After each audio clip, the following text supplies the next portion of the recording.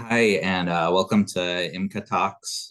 This is a podcast where we interview therapists in Iowa. My name is Sean Abramowitz. I'm with the Iowa Mental Health Counselors Association. I'm a member of the board of directors.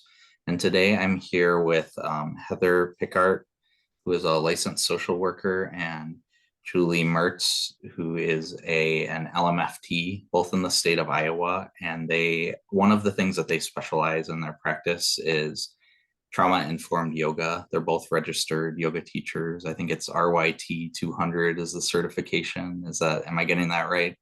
Yes. Correct. Great, great. Well, Heather and Julie own a practice together called Ampersand. Is it Ampersand Wellness? Holistic wellness. Yes. Ampersand Holistic Wellness. Okay. Yeah. Okay, great. Well, I think I wanted to start off just by asking you guys about trauma-informed yoga. What is it? Maybe even start more basic than that. Just what is yoga, and why yoga and mental health therapy?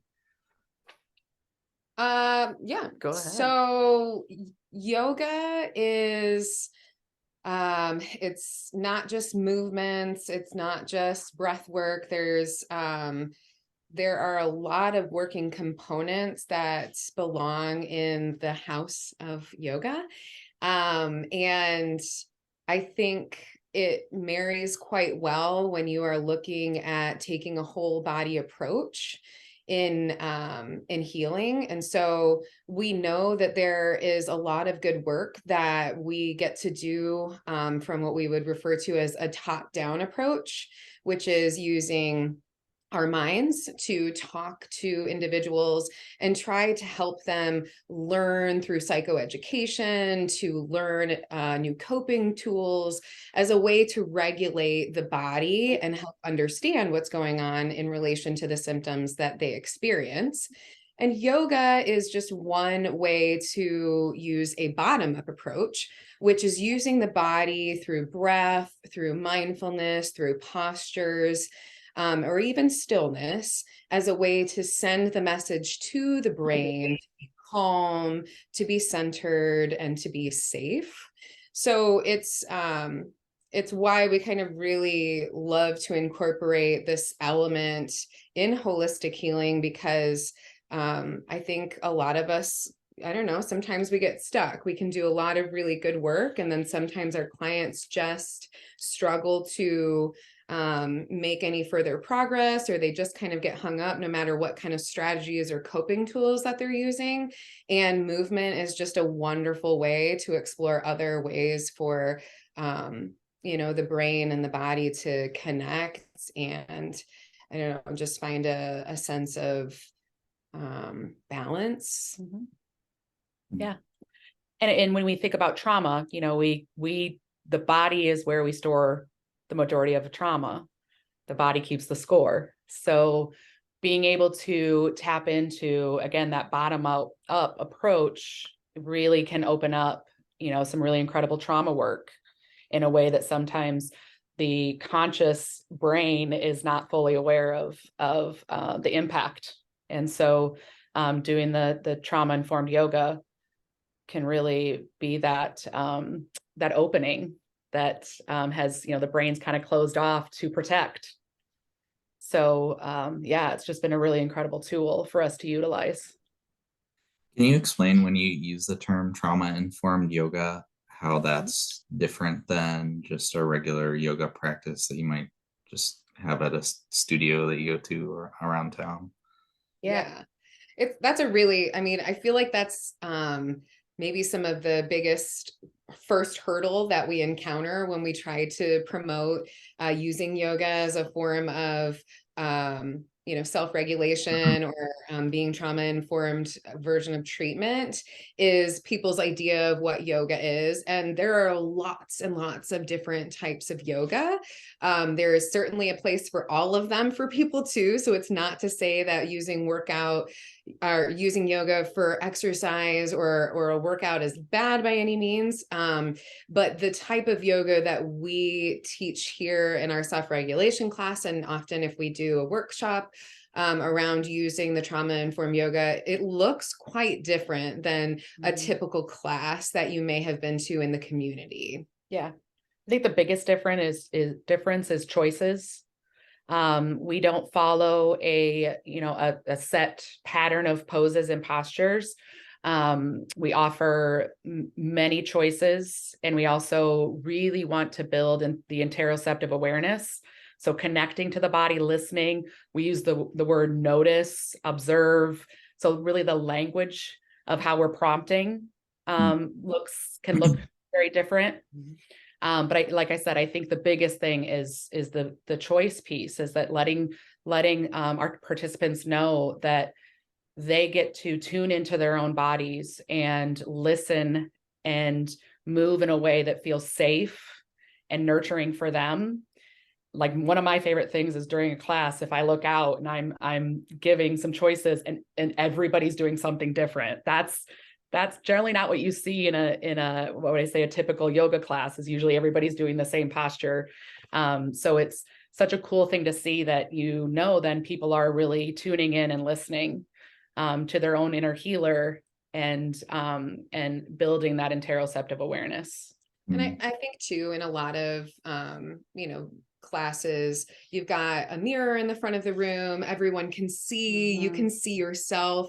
The space and the container that we build is incredibly important in really supporting individuals to feel safe, to listen to their body, to focus on the person within their mat. And we really try to, dampen maybe some of the other distractions, create lighting and smells and space and the organization of the mats and our gentle guides to them as, all of these sensory inputs to try to ease the nervous system and allow people to just be present in their body and make those choices. So like what Heather said, in a more exercise focused yoga class, there might be a focus on a peak posture and really getting this challenge and difficulty level. And that's not really any part of what we do. A lot of the postures that we choose, they're accessible for everyone. Yoga is for everybody. And we do not offer, we don't come around and do physical assists. So one other part of being trauma informed is that we give people the option, if they have a question or they would like some additional support or a different variation, that's available to them. But we stay up at the front of the room in order, again, to honor the space and create that feeling of safety. Because if their eyes are closed or they are really in their body, the last thing we want to do is disrupt it by, being a figure or a sound or something that might startle someone. So our positioning in the room, the space in the room. There was one other thing. Certain language. Yeah. Yes. Certain language that we use and certain language that we avoid using, in addition to a few postures that we typically don't use in classes. Yeah.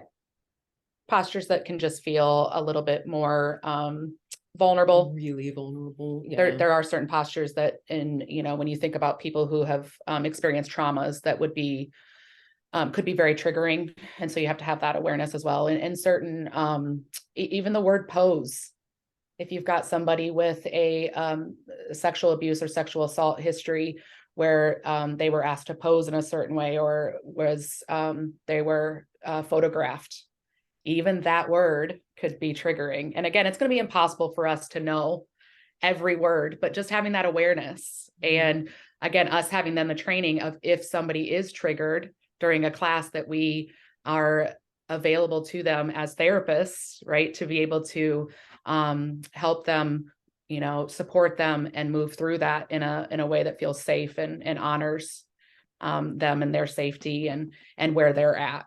So that's another important piece, because there could be things that could come up and we know yoga can bring out emotions. It's not uncommon for people to say, I went to yoga class and I was crying and didn't know where that came from. The psoas muscle particularly is an area where we carry really intense emotions. And so when we start doing hip openers, we have that awareness that can bring things out in people. And so being able to feel comfortable, and if those things come up, we're going to be able to support them.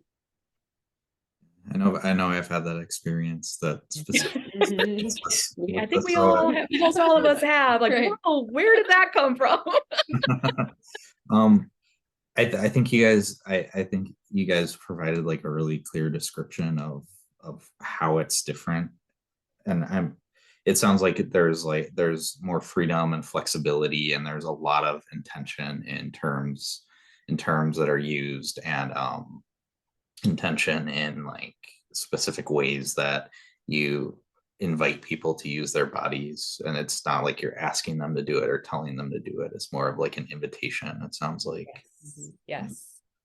And I'm wondering, so you both, it sounds like this is a class that both of you guys teach, like group classes, and you do individual therapy and maybe therapy with couples or groups, I'm assuming. And I'm wondering, you have the group classes, you have your individual therapy. What's the crossover between those two, and how do those work together? Well, it's clear as mud, really. No, actually, it works quite well together. It's such an amazing option to offer the clients that we have who are building or have built a really strong, trusting rapport, to feel like they have someone familiar and trying something new that might be really overwhelming for them. So Heather and I both have our own individual clients that we see full-time, and then we both we alternate. So we have our yoga for self-regulation class on Wednesdays from 6 to 7 at Inner Space. Heather taught this week, so I will teach next week. We just kind of alternate weeks.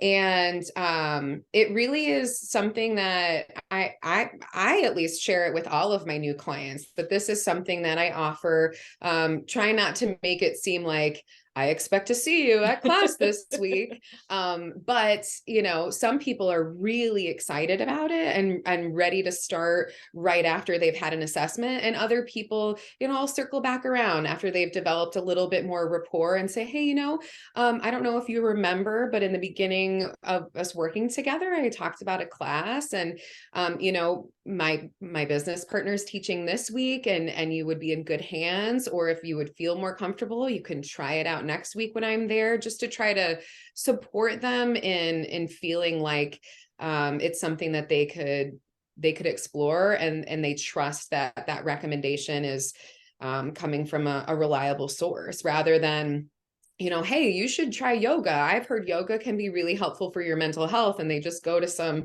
random class and they're like, that was not helpful. We don't have control over what happens, but Heather and I have a very good understanding of what kind of theme, focus, space we want to offer on Wednesdays. And we've been doing it long enough now. We've got our own little things that we do a bit differently, obviously, but a pretty consistent class each week. Yeah. And it's something we also can incorporate in individual sessions. If something comes up and it just feels like, a certain posture, or, doing some yoga could really support what that person is experiencing in that moment. I don't think it's nothing for either of us to just, oh no, I'll be like, all right, we're going to try forward fold. Yeah. I'm going to get on the floor and show you legs up the wall. Yeah. Yeah. Can you give some examples of what might come up? I think you're saying that in individual therapy, you incorporate that just specific yoga postures. And I'm wondering, you could. Yeah, the first training we took was an incredible training on that exact thing of, when somebody presents with these symptoms, here are the postures that can really support. There are certain postures that can be very invigorating and energizing. So if you've got somebody who's more in a depressive state or depressive symptoms, that there's postures that you can do with them that's going to help with that, bringing some of that energy up. And then the opposite, if there's postures that are really incredible for kind of slowing things down, really regulating the nervous system. And so if you've got somebody who's feeling really anxious, you can help them with postures that, like, hey, let's forward fold's a great example of, hey, let's try forward fold and just see how that feels. And what's really incredible in doing that in tandem with therapy is we're then also there and talking through that and tell me what's going on in your body, checking in, and again, helping them build that awareness, because so many of our clients, they're so disconnected to their bodies. I specialize in eating disorders, and that's such a specific thing that happens with eating disorders, is the lack of trust that happens. And so being able to help them be in their body, have that awareness, and feel some level of safety and feel supported, can be really, healing and incredibly empowering. I think it's also really helpful, similar to doing other somatic work or breath work, that when you are sitting with a client, creating this container where they do not have to be distracted, rushed, they're solely focused on what is going to be helpful for them, and they have your support to guide them, that feeling of intense responsibility, or am I doing this wrong, or being distracted, or how long do I hold here, that, they trust us, and they get this feeling of when that shift happens, as you're holding that posture for a little bit longer, what are you noticing? What might feel a little bit different? Similar to, when you sit and do a breath work with someone for a little bit, and then you check in, and they're able to give you feedback that they were like, I haven't had that kind of experience before when I've tried to navigate this on my own. So it's just really, I feel like they feel very well cared for. The way that,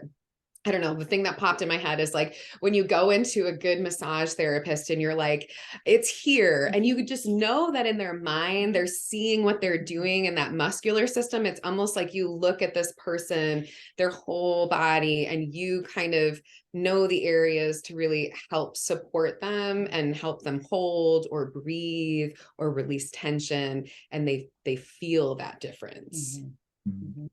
I hear you talking about breath work. I've heard you mention that several times, and this may feel like a rudimentary question to you guys, but what is breath work? Like, can you describe kind of practically what that means? Yeah, so breath work is being able to sit in a space and where your focus is on the breath, and utilizing, there's so many different incredible breathwork practices of different,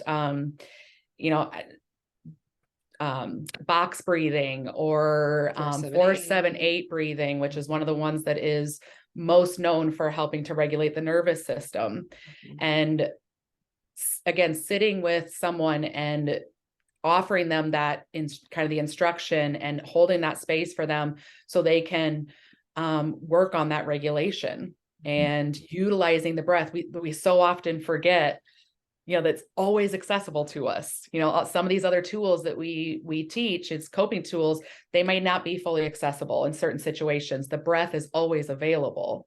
And so reminding our clients, like, when you are in a situation where you don't have your coping mechanisms available, the breath is always there for you. And it's a way to regulate the nervous system, because when we're activated, how we breathe is going to report back to the body, are you safe or not? So if you're regulating the breath, the body's going, okay, wait, we must be safe, because we wouldn't be able to breathe in this way if we were being chased by a tiger, right? So it's can be an incredible tool that, again, is just readily available at all times. And it's another one of those bottom-up approaches that you're doing something with your body to change how your brain might be perceiving, or your nervous system might be reacting to what's going on. So, I think a lot of providers have some level of training in breath work and, just even teaching some fundamentals about belly breathing, and really that's why it tandems and it pairs so well in the yoga class, because sometimes we'll focus on practicing a breath work to just instill or practice and familiarize people. And sometimes if it's not necessarily the focus in the beginning, we're still tuning into that when a posture is uncomfortable, when an emotion is uncomfortable. Your breath is always with you. It's a place to kind of focus your mind as opposed to the discomfort that you're feeling. You have this power, you have this tool within you to help soothe and regulate. And if you need to tap out and you need to take a break or you get distracted, there's no shame in that game. It's just, we try it again next time and we come back to it again and again. And the more you practice it, the stronger, the stronger you have the capacity to use it in higher stress times. Yeah. Breath as anchor. Yeah. I know both of you have pretty specific training in this. And I'm sure that there's that you would want to convey the message that it's important to get training before you just go out and do these practices with your clients. Yes. But that being said, I think it was you, Julie, who made reference to some specific types of breath work like box breathing and 4-7-8. And I was wondering if you could just kind of go into more detail about what those mean. Yeah. So we love 4-7-8. I think it's pretty easy to remember those numbers. I probably teach 4-7-8 to most clients that I see, regardless of what they're being seen for, because I think it's just a very human coping tool for everybody to have. Who doesn't have moments where they feel overwhelmed? Or just stressed, or maybe sometimes the body is giving signals, and you're like, I don't really know that I'm stressed about something, but maybe my body is responding to something that's going on. So 4-7-8 is a sequence of breath where you inhale deeply for the count of 4. You usually recommend, with a lot of breath work, breathing in through the nose and out through the mouth. So this is I describe it when I'm telling clients, it's a swift inhale. You're really feeling the lungs. We often only hold or breathe just a fraction, a percentage of what our lungs have the capacity for. And so this is going to feel different in the body. It's supposed to feel different in the body. So it's a full belly breathing. If you put a cup on your belly and you were laying down, the cup would rise. Your whole diaphragm is rising. And so you fill the lungs pretty swiftly, you hold for a count of 7, and then you exhale slowly out your mouth for a count of 8.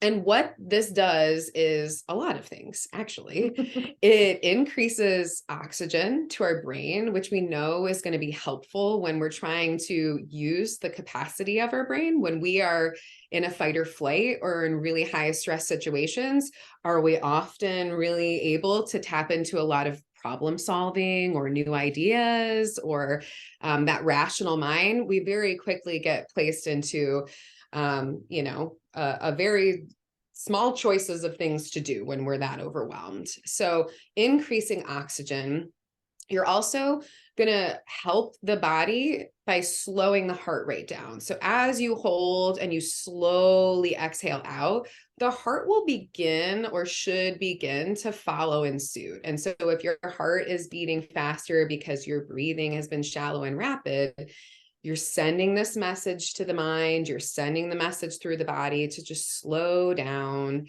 And I think there's a lot of power in the counting.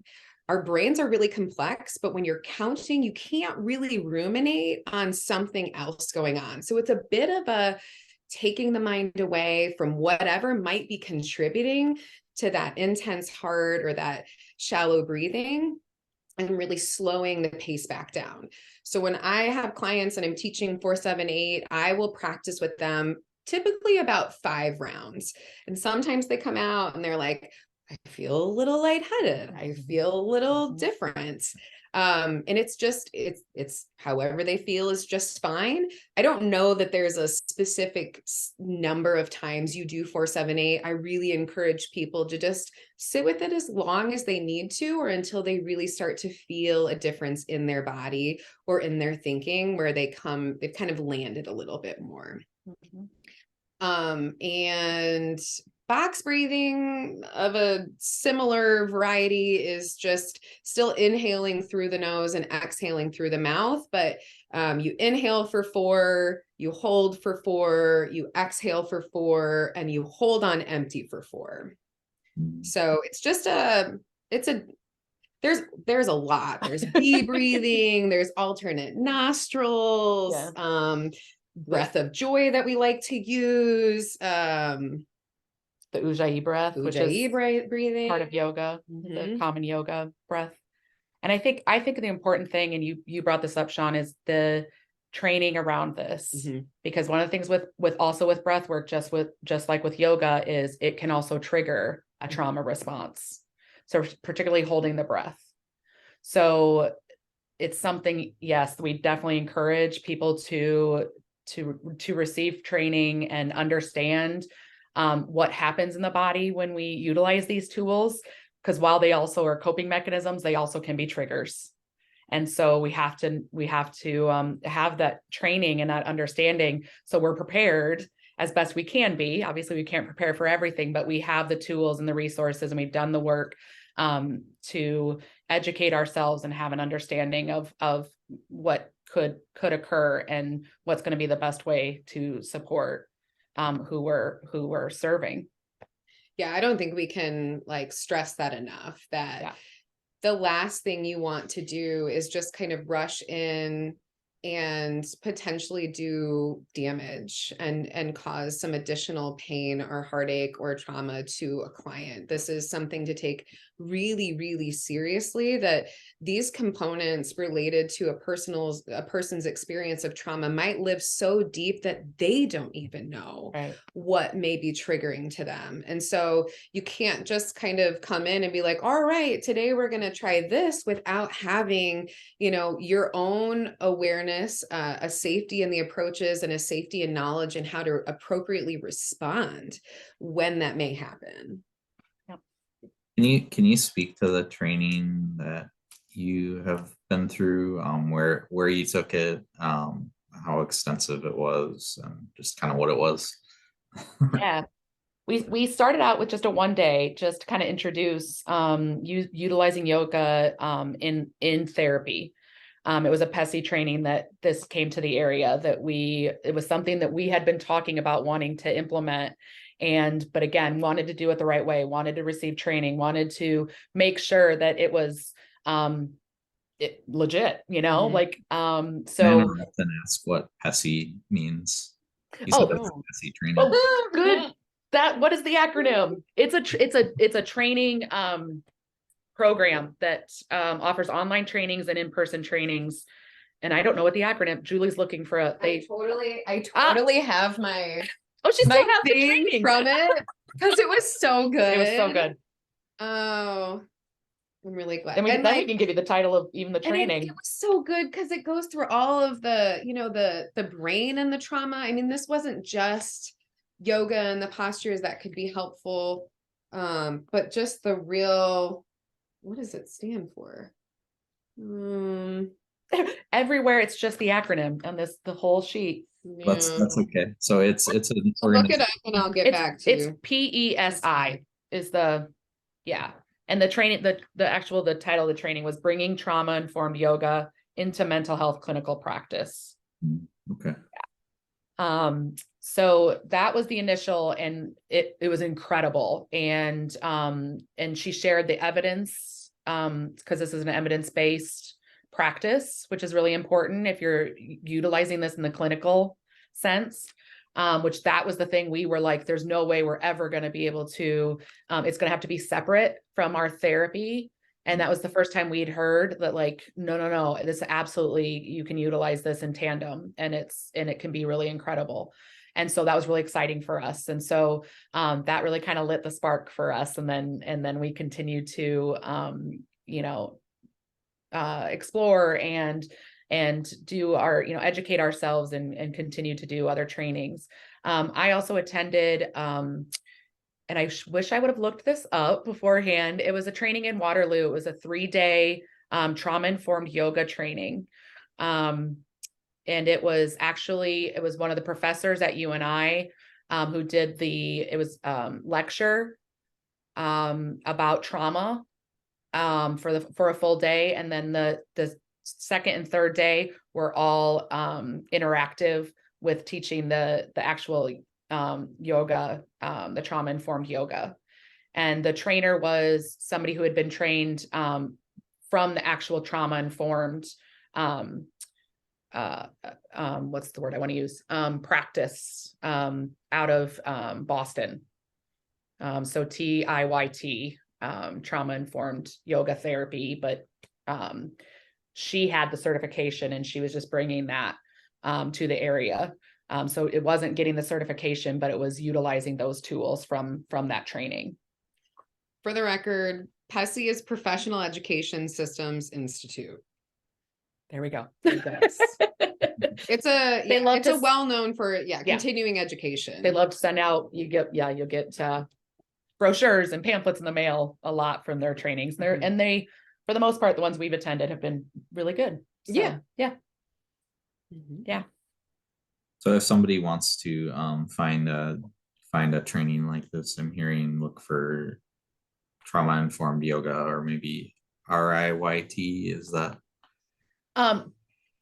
TIYT is the one out. Yeah, is the one from Boston. There's a couple of different trauma-informed kind of programs that you can get a certification.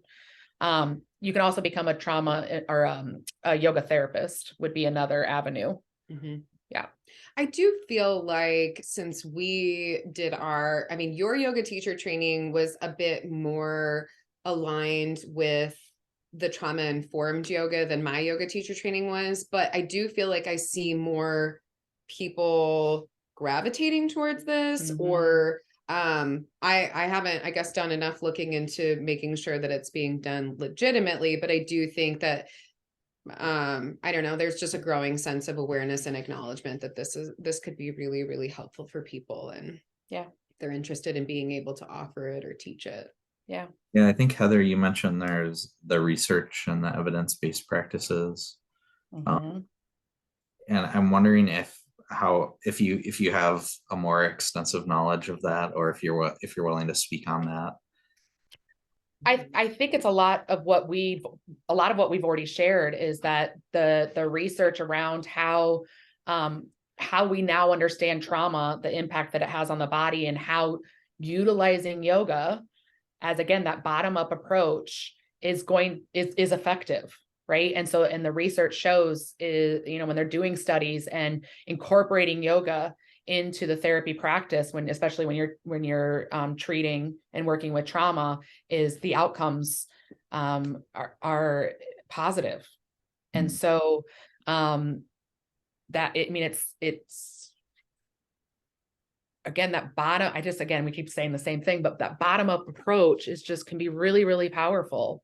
And so as Julie kind of stated in the beginning, there's limitations to talk therapy, right? And it's incredible and it has its purpose.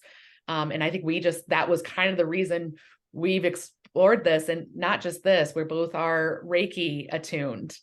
And so we try to incorporate energy work. That's why we have the holistic approach. We know we have to do more than just talk therapy to really help people to heal in a holistic way. And so, sound. Sometimes we'll incorporate sound into the yoga class, or sound into therapy sessions.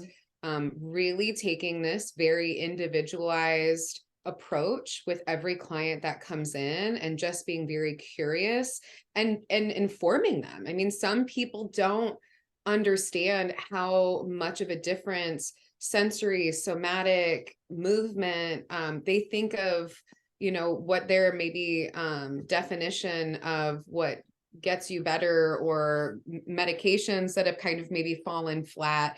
And we just try to educate them on like just being open that some of this healing can really exist in a lot of ways that maybe you didn't really consider, and we can try some of them. And if they're not for you, that's cool. That's fine. You know that, but we continue this journey of figuring out what is helpful to you. And this is one other way to be able to, offer something that hopefully can help. Have the two of you always been always incorporated bottom up approaches in this way in your practice? Nope. No. I don't even know that there was any training in my master's program about the use of any kind of bottom up. I mean, maybe breath work at one point, but very minimally. Yeah, maybe a little meditation, but yeah, no. No, we both started in child welfare. So yeah. We saw a lot of trauma. Yeah. I'm wondering what brought you to this. Ooh, how much time do we have?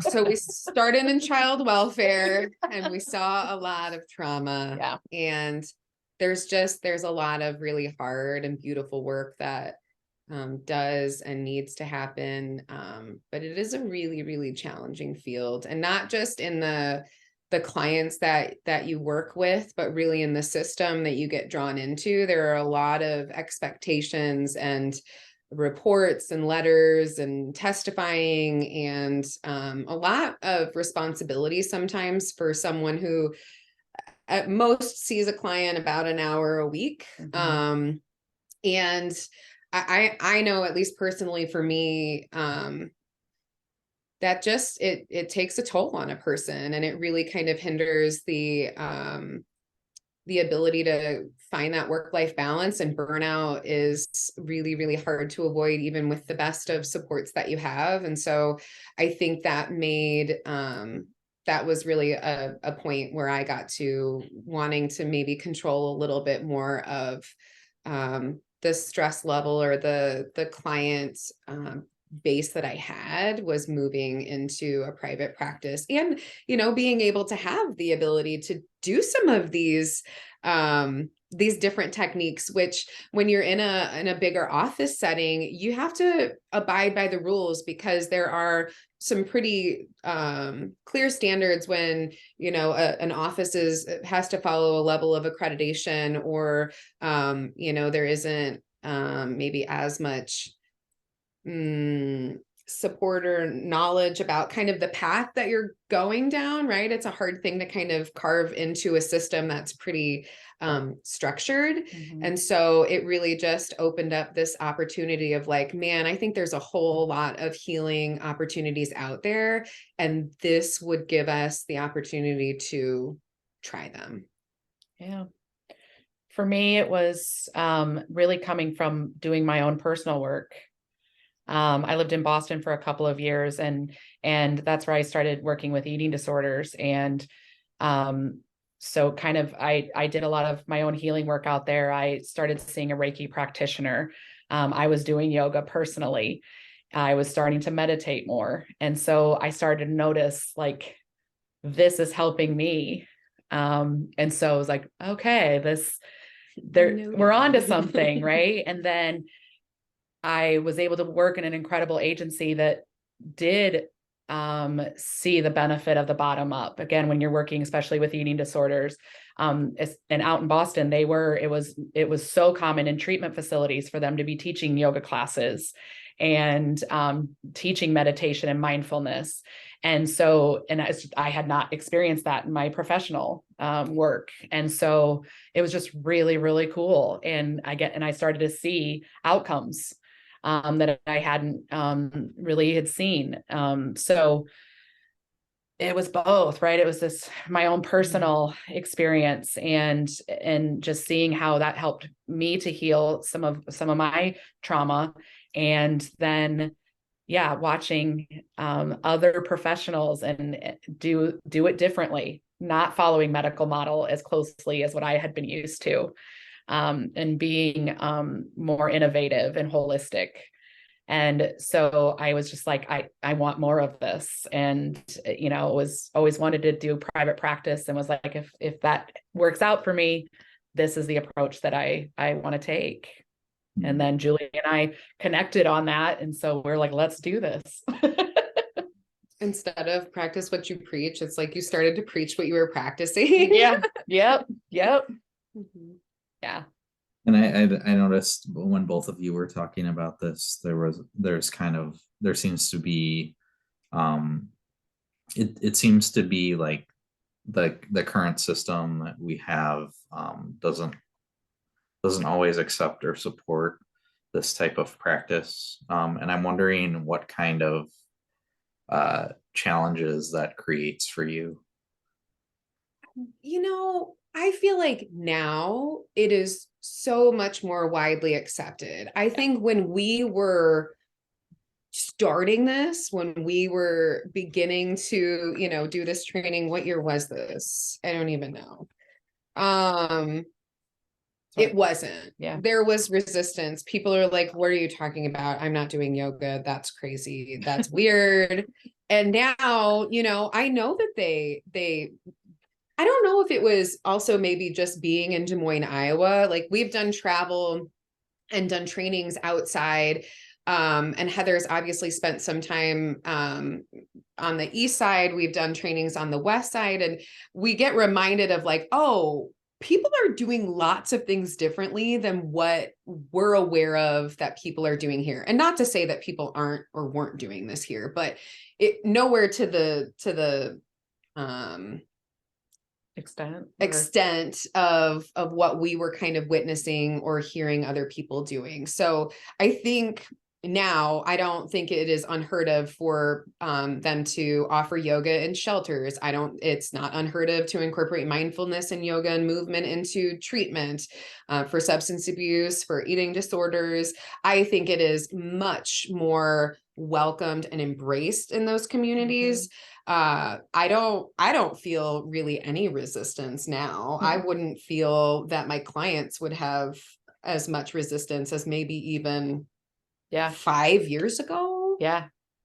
And I think and especially we're very open about how we practice. Mm-hmm. And so the referrals that we get, they're very much aware of it's maybe some more non-traditional, or it's going to be more holistic. We've got it on our website that we utilize all of these tools.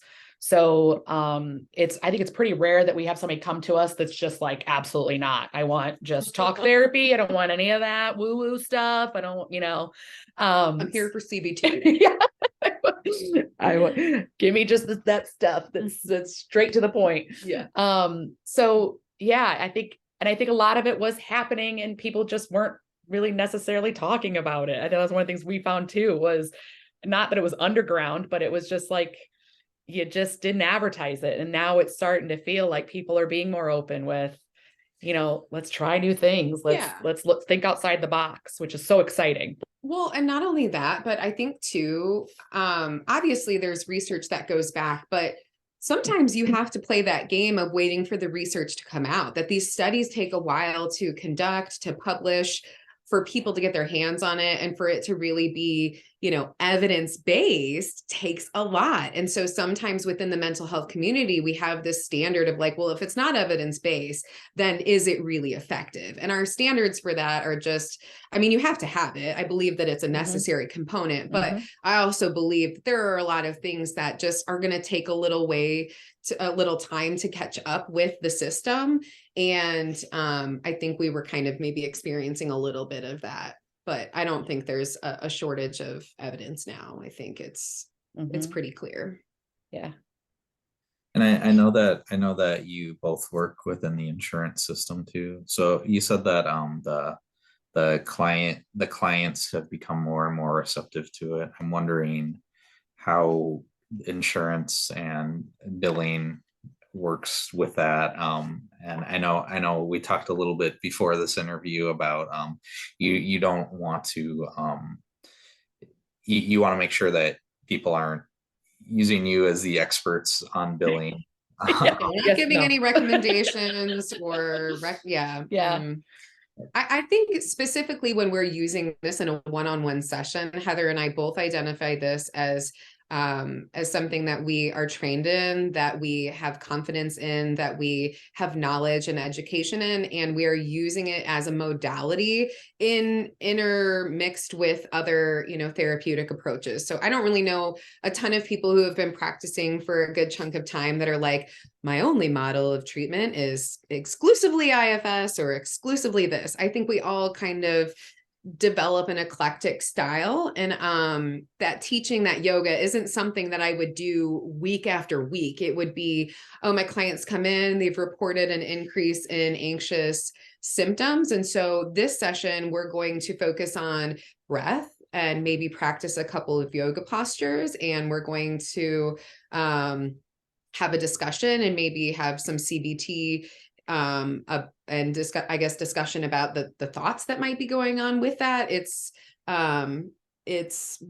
interwoven with other components. And so I feel very confident that is absolutely what's going on in a therapy office. It should be. Yeah. And insurance is not gonna, they're okay. They're going to be okay with that because we're using, again, very evidence-based modalities and practices.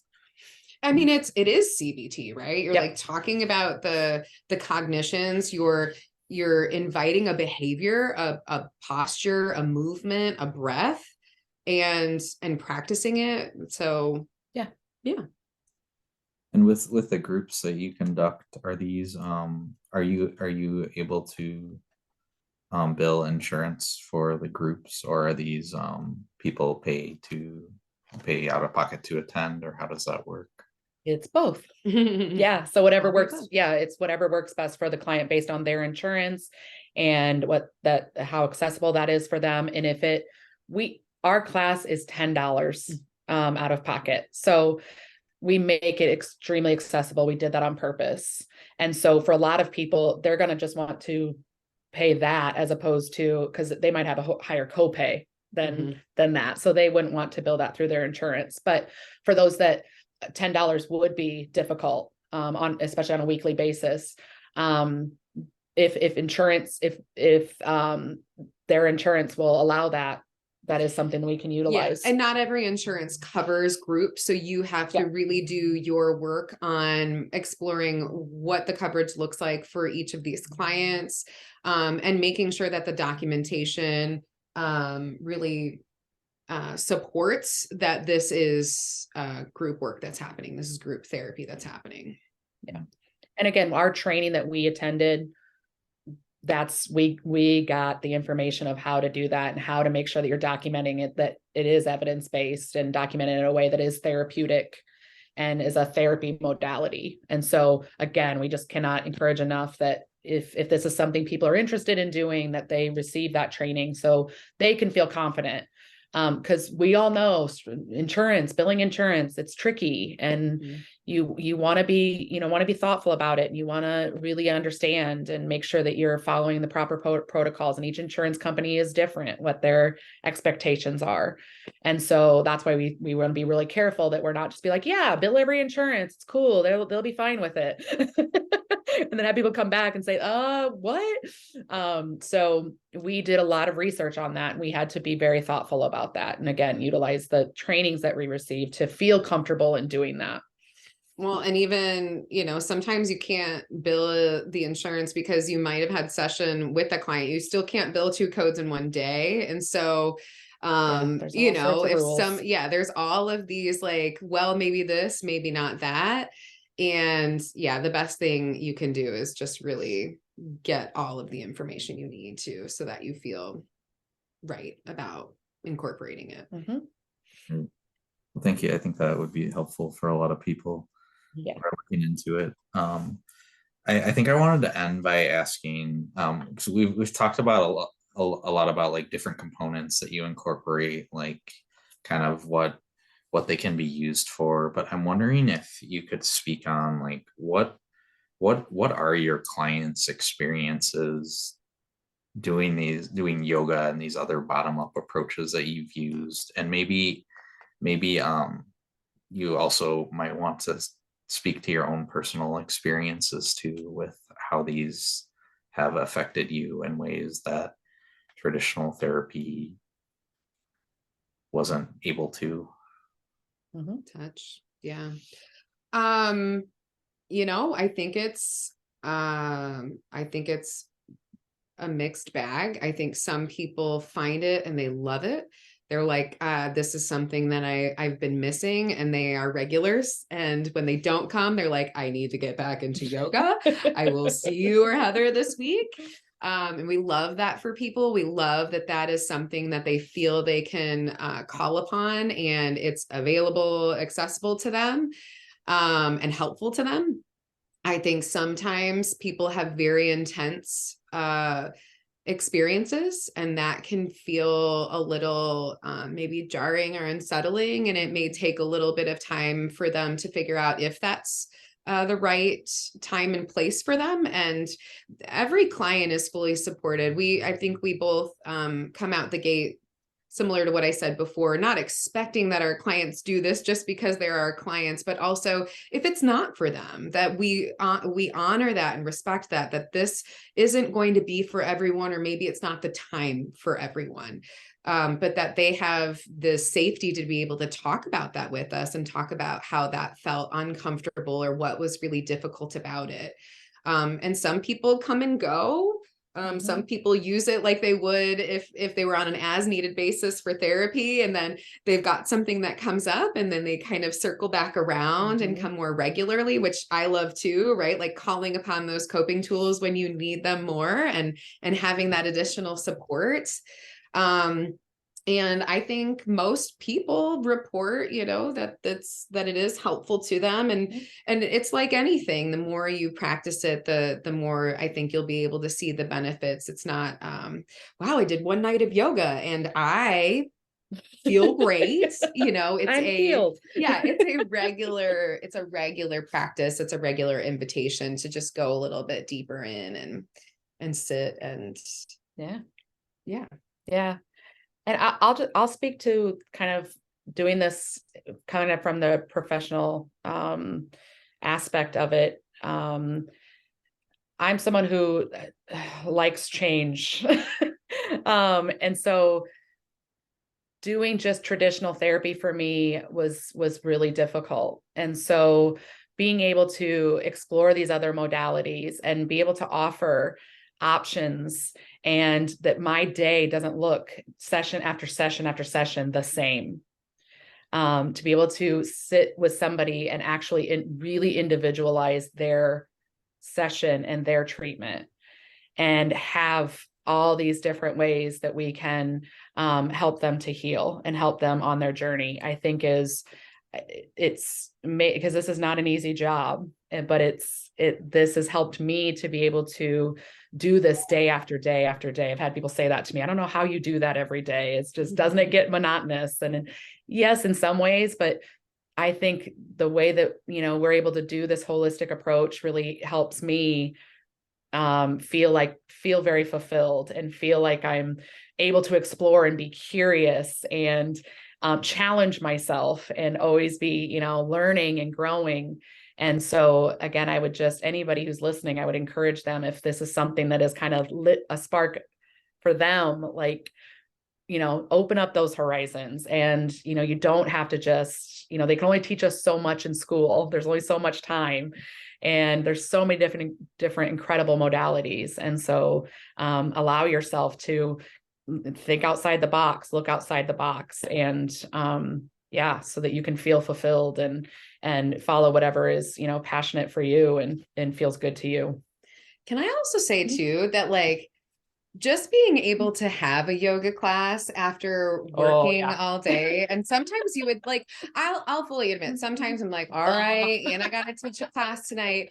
But when I'm teaching it, like as a practitioner who has worked and held a lot of space for people and has my own things going on, to be able to be in a class, and we get to choose the postures, right? Like we are really getting to like most of the time when I'm cueing breath, I'm cueing it for me too. You know, I'm like, and breathe, because I've noticed that this is a posture, and release the tension in your shoulders, because I am being self-aware, and it's wonderful. I think it's a little level of like a forced self-care for us too, of like, and you will also join this class tonight and it will be good for you. Yeah.